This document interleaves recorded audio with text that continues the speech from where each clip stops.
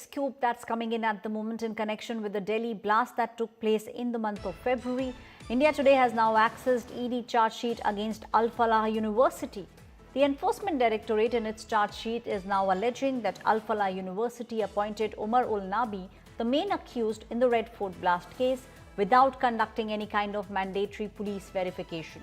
The charge sheet also claimed several other accused individuals were actually appointed in positions without any kind of background check or scrutiny.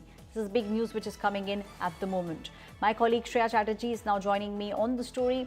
Shreya, this is extremely disturbing because what we understand, the Enforcement Directorate very clearly in the charge sheet is now saying that the kind of background check that Al Falah University must be doing, those kind of checks were not done.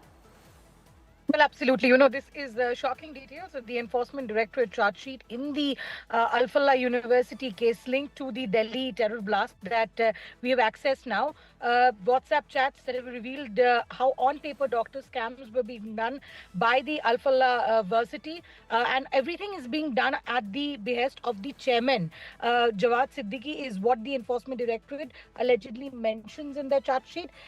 Scary details that suggest that the terror accused Umar ul Nabi and his associates were appointed illegally in the university. There was no kind of police verification that was done. So this was an illegal appointment and it was done directly by the chairman. So that is what the Enforcement Directorate has allegedly mentioned in the charge sheet, is a detail that we have accessed.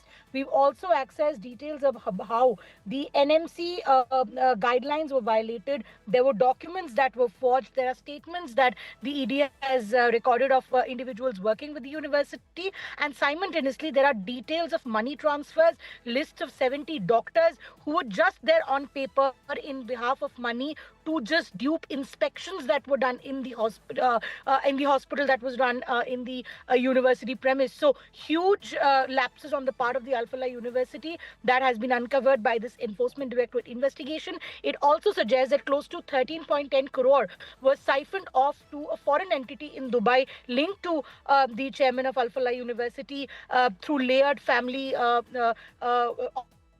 office details. So clearly what we see is a larger nexus that's been unraveled by the Enforcement Directorate. They filed the charge sheet, and these are exclusive details that have been mentioned in the charge sheet that India Today has accessed.